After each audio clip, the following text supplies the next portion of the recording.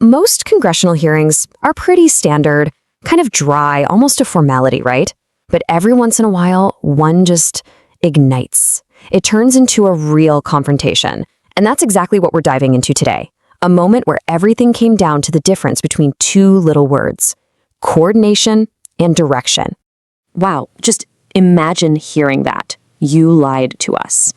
That's the line that stopped everything. This isn't just a disagreement over policy.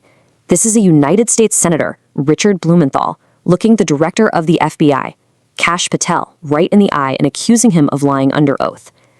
The gloves are officially off.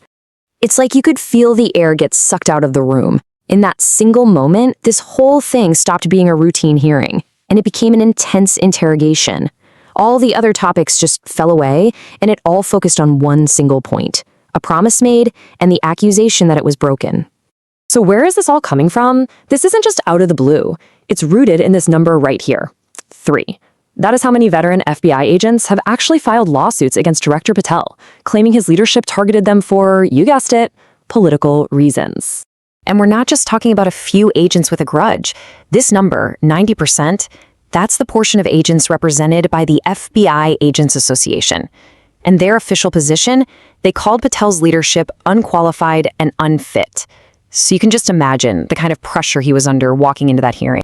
All right, so to really wrap our heads around what's at stake, we got to rewind the clock just a little bit. This whole firestorm really started with a set of promises that Patel himself made months before, back when he was trying to get this very job. Yep, it was only 7 months ago, back in January during his confirmation hearing, Patel made some very, very specific promises while he was under oath. So let's take a look at the exact words that are now at the absolute center of this massive controversy. And look, these weren't some vague political promises. He swore to 3 key things. First, that every single employee would be held to the exact same standard. Second, that no agent would be fired because of the cases they were assigned to. And third, and this is the big one, that all agents would be protected from political retaliation. These are the vows that are now completely under the microscope. So, picture this. You've just been accused, very publicly, of breaking a solemn oath. What do? Well, Director Patel's strategy was to pivot. He tried to shift the entire conversation away from how he was leading and instead focus everyone's attention on the results of his leadership. He didn't just deny the accusation, he flat out rejected its entire premise. His argument was pretty straightforward. Every single decision he made about personnel was based on performance reviews and cold, hard evidence. Politics, he insisted, had absolutely nothing to do with it. And to back this up, he came armed with stats. He started rattling off the agency's big wins under his watch: record-breaking arrests, violent crime hitting historic lows, huge drug seizures, and literally thousands of lives saved. The message was loud and clear. Hey, judge me on my results, because this agency is firing on all cylinders. And this is where you can really see the two sides just talking right past each other. I mean, the results Patel is listing, they're impressive. Nobody's really arguing with that. But that wasn't the question, was it? Senator Blumenthal wasn't asking about crime statistics. He was asking about political influence. Which brings us right to the heart of this whole thing. The entire conflict, the whole argument, it all boils down to the subtle but crucial difference between these two words: coordination and direction. If you get this, you get the entire hearing. Okay, so first up, let's talk coordination. Think of this as the normal, everyday business of government. It's the White House and the FBI talking about budgets, about staffing, about big picture priorities.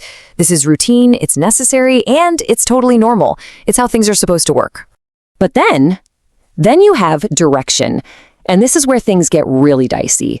Direction isn't about broad goals. It's about specific commands.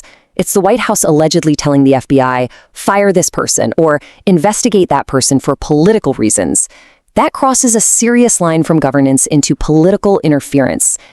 This chart lays it out perfectly. On one side, you've got normal governance, standard operations. On the other, you've got political interference, targeting individuals, compromising the FBI's independence. And here's the disconnect. Senator Blumenthal was asking about direction, but Director Patel kept giving answers about coordination. When Blumenthal really pushed him on this point, Patel's answer was firm. It was direct. He said, "No one gives me a target list." He was absolutely adamant that the White House isn't handing him a list of agents to fire, and that when it comes to personnel, the buck stops with him. And it wasn't just about this one issue. The questioning touched on a bunch of under-hot topics. Patel denied using polygraphs to check for political beliefs. He said he never asks agents who they voted for. He kept hammering the point that the FBI targets crime, not politics. And he even clarified that files like the Epstein documents are sealed by a court order, not by the FBI trained to hide something.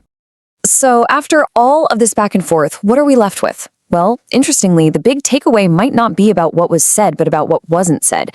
The real story here seems to live in the gap between the question that was asked and the answer that was given. And you can see that gap perfectly right here.